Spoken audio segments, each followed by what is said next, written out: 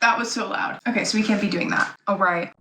It is my favorite time of the year, and that is to tier rank things from the year. I just love tier ranking season. So even though I have not posted in pretty much a year, I'm back to do this again. So this year I read 64 books. My reading goal was 75 originally. Did not make that. And I didn't pick up a single book in the month of October. So all things considered, not too bad. We are going to be tier ranking 64 books I read this year. When I uploaded them to the tier maker, they are not in the order in which I read them. So that'll be fun. Part of me wants to go in and like organize every single one, but I'm just simply not gonna do that. Anyways, let's get into the categories. Starting at the bottom, I discovered you could put pictures in these categories, and that just changed everything for me.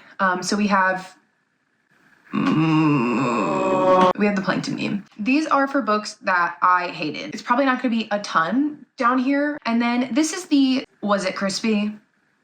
Right.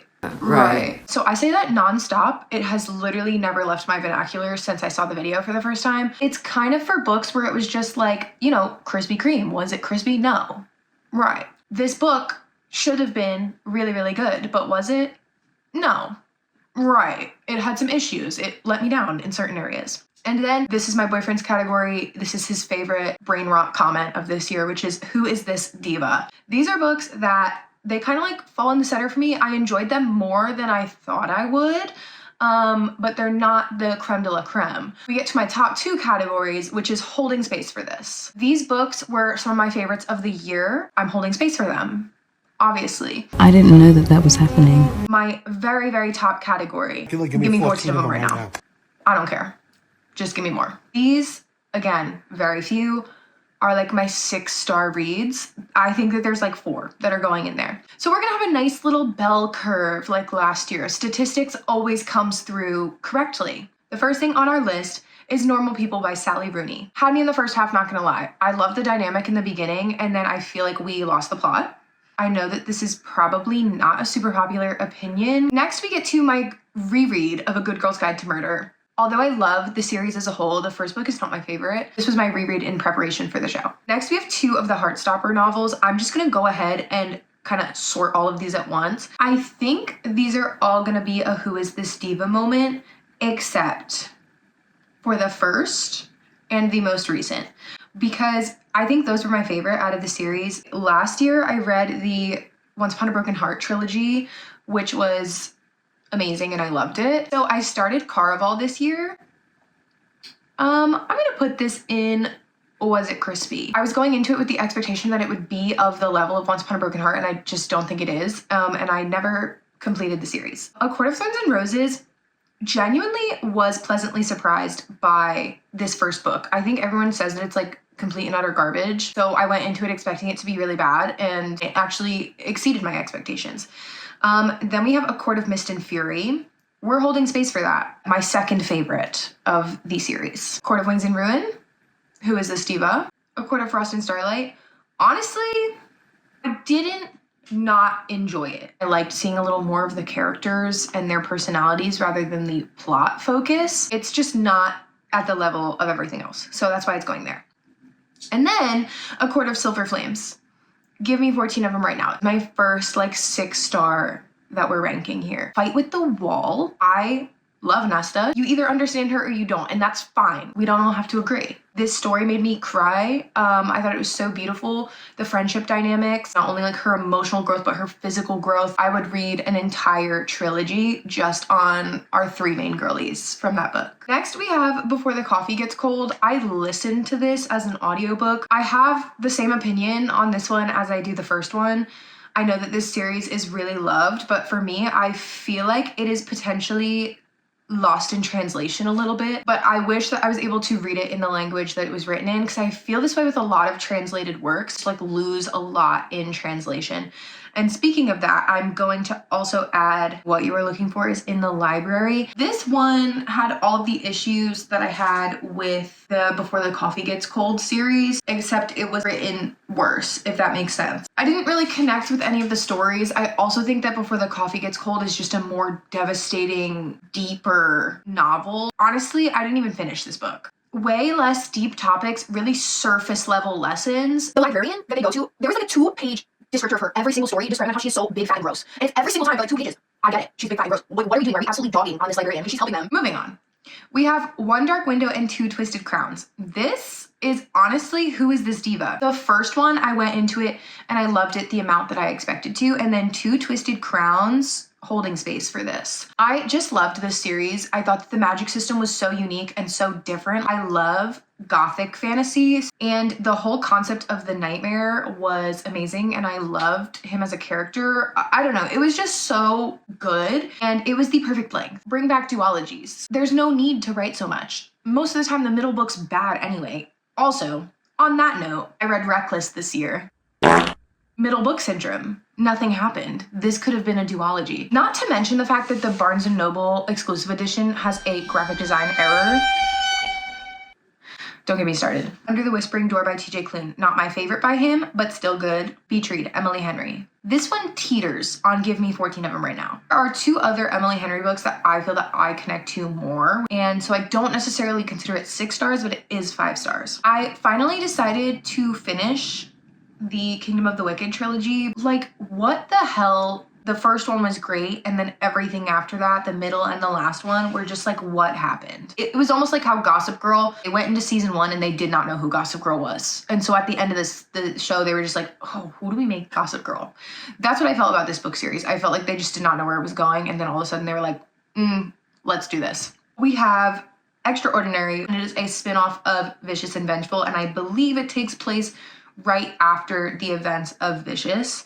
It was good. Half of the graphic novel was just recapping what happened in the first book. Next, I read How the King of Elfhame Learned to Hate Stories. This is the illustrated short story collection from Carden's perspective, and honestly, this made me want to reread the original trilogy again. I honestly feel like the original trilogy would have been so much further enhanced by getting Carden's perspective. This, as a book, I actually really enjoyed. I loved the stories. I loved seeing it from his perspective, and the illustrations, my God. I'm obsessed with the art style. It was just beautiful. Another trilogy that I read this year was the Belladonna trilogy. Belladonna and Foxglove, I will put in Who Is This Diva? I just love an unsettling environment. I think that's the best way I can put it. The main character didn't really super connect with me. I thought that she was just okay. The third book, however, follows a different girl. This story was so good. It's a true enemies to lovers. Like, the people in this story hate each other. It's like forced proximity, fake marriage. The main girl in this, I love her. I love her so much. I was so excited to find out that the last book was going to be following her instead. Serpent and the Wings of Night. This book, holding space, girl. I was so shocked by how much I liked this book. I was coming out of a book slump at this point, and this book is kind of lengthy. Like, when I'm in a book slump, I want to read something real short, like a thriller, 200 to max low 300s. The font in this book is like teeny tiny. I finished this book in like 2 days. I really loved it. Now, the second book, on the other hand, softy enough to that. We'll pick it up eventually. I finished Throne of Glass at the very beginning of this year. I finished the series, and I don't think I've enjoyed a fantasy novel since. I'm just not feeling any other book the way I feel Throne of Glass. So, that being said, Queen of Shadows, Empire of Storms. Controversial take. Tower of Dawn. Who is this diva is honestly the better saying for how I feel about Tower of Dawn, but I went into Tower of Dawn thinking I was gonna absolutely hate it. For those of you who don't know, Kale is a character in Throne of Glass. This book follows none of the main characters. It only really follows Kale. And Kale and I had beef when I first started this book. Did he have a real redemption arc? Yes. It actually came to the point, and this is where I say controversial opinion, I was wanting to read Tower of Dawn more than Empire of Storms. Sue me. I did the tandem read. It completely changed me. So, holding space for this. I really, truly loved it way more than I expected. And then the book that single-handedly destroyed and wrecked my life. When I tell you I think about this book, I'm not even exaggerating, at least 3 times a week. I was devastated. I was in tears. I was hysterically crying. My boyfriend had to come console me. I was unwell. Such a perfect ending to this series. Was I heartbroken and devastated? Yes. But did I feel like it was such a good ending? 100%. Everything that happened felt so fulfilling for the characters and for the plotline. There's just no words. Now, on a completely different level, we have Daisy Haites. Was it so cringy At points, yes, of course, it is a mafia romance. I just can't stand miscommunication. I can't stand toxic relationships. And this whole thing is like watching a train wreck. Like you can't look away, but it's like so horrifyingly bad. Oh my God. Sorry, my cat is curled up in the most beautiful, delicate little position right now. Next book. This was a DNF at like 70 something %. I was trying so hard to like this book. Honestly, like I was just not interested in the plot. And then the relationship between the two of them was giving like camp counselor humor. Another audiobook that I listened to this year because I feel like this just needed to be listened to was Down the Drain, Julia Fox. This was like the most insane audiobook I've ever listened to. Like her life story was just so crazy, and when I was listening to it, it was just hard to wrap my brain around where she was in her life and how she was like 12 and 13 while like all these insane things were happening. She's a legend. So Julia. I read the Naturals series, and so I picked up the Inheritance games. I didn't necessarily feel the same way about this. I was expecting more mystery, crazy schemes and plots, but it was just kind of like meh. I mean, this guy was like a multi-billionaire or something. Like he has the money to do stuff that was crazy, and it was not that crazy. So I think maybe my expectations were too high. I don't know. Listen for the Lie. I just felt like it was okay. I also like half predicted what happened, and so that was a little devastating. Okay, My Shayla. My Shayla. Funny story. Give me 14 of them right now. I was so excited for this book. I was like waiting for its release, and I picked it up the day it came out. I just had such a big book slump this year. I finished Throne of Glass, and I just literally never enjoyed a single book after that, pretty much. Funny Story was one of those exceptions. This was like probably the first book that I picked up after reading Throne of Glass where I was like, yes, this hits. And so I was like, I need to savor it. Like I need to stop. And that just didn't happen. I finished it literally in one go. Then I read Anya's Ghost, which was another graphic novel. I was just in like a graphic novel kick at certain points of the year because none of the books were hitting. So I'm like, maybe graphic novels will. Besides Heartstopper, I don't know if any of them did. The Clockwork Angel Infernal Devices trilogy was my favorite series of all time. In high school. It was like my personal obsession. Like I had art dedicated to it. Like I was drawing tattoos, you know how it is. I think that this is partially due to the expectations I had for it since like it was my favorite trilogy. Now, if I remember correctly, the second and third books were my favorite. So I will still probably read the next two at some point, but yeah, it just didn't hit the way I wanted it to. Book lovers. As I mentioned, Emily Henry can do no wrong for me, but she can't win them all, and that's okay. Book Lovers was not for me. I know that that's some people's favorite of her books. Oh my God, did I read The Naturals this year? Oh, that's so crazy. Okay, I thought I finished The Naturals last year, but I started The Naturals and then finished the series at the beginning of this year. Anyways, as I mentioned, why I read the Inheritance games was because I love the Naturals series so much. All In was my favorite. This is the last book. Who is this diva? I actually really enjoyed it, and it was quite riveting for me. And then 12 was the novella. It was okay. I just compared to the rest of the series, it wasn't as good. I read Dark Matter. That's been on my TBR for a while. The first half had me like going. Like I had work the next morning. I had to be up at 7 in the morning, and I just could not stop reading this book. It was just like, okay, one more chapter. Okay, one more chapter.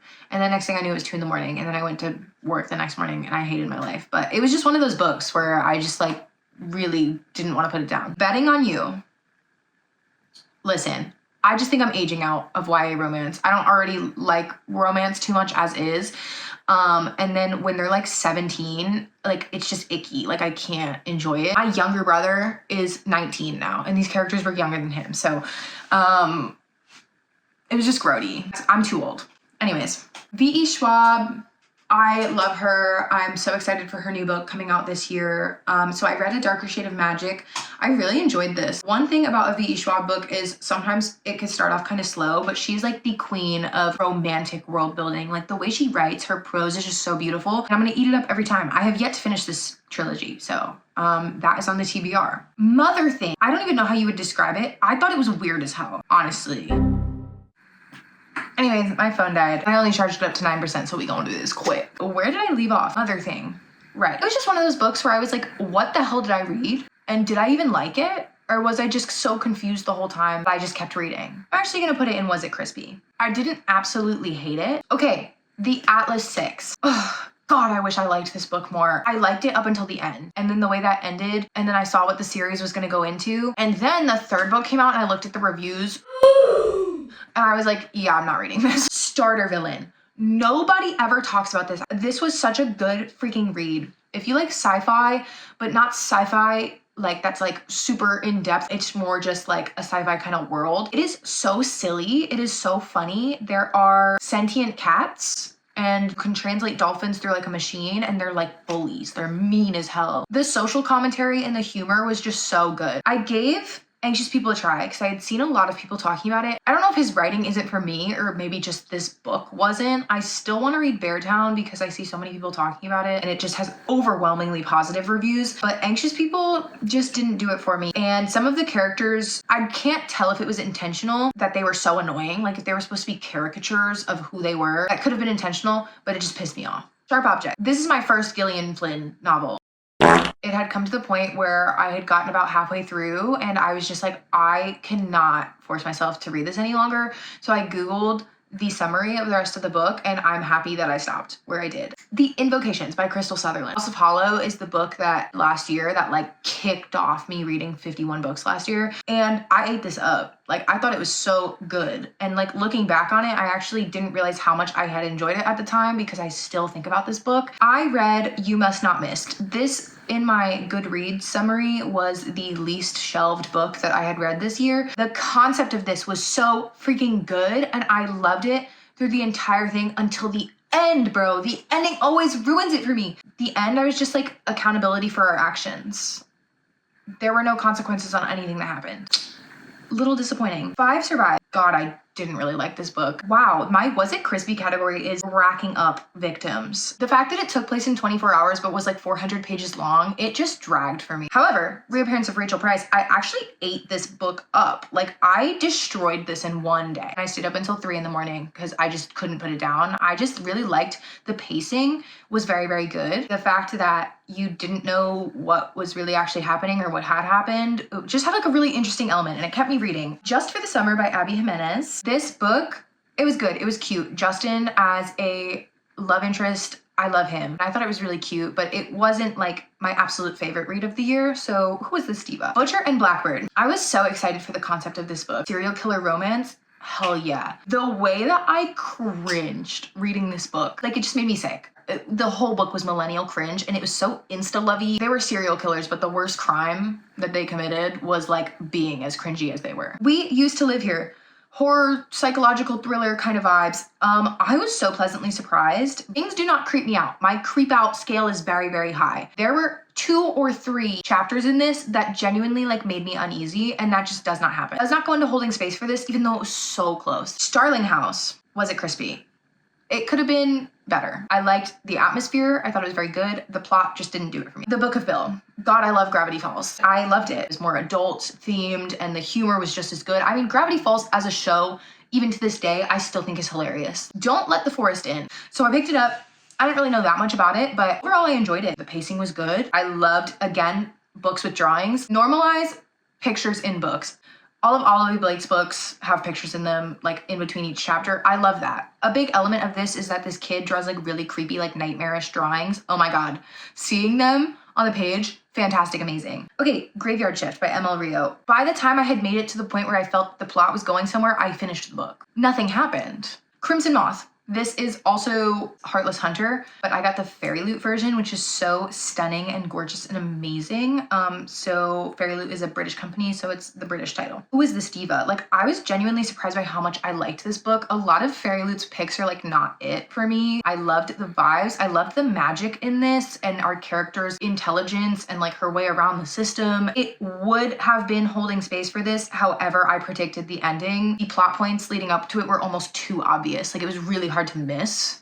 If you didn't get it, I mean, no shame or anything, but like I felt like it was all right there. Okay, and then this is actually the last book I read for the year. It was a flop, unfortunately. What the River Knows, I really had high expectations for this and I just didn't like it.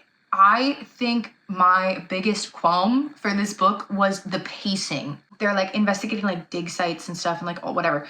I was 50% through this book. We hadn't even made it there yet.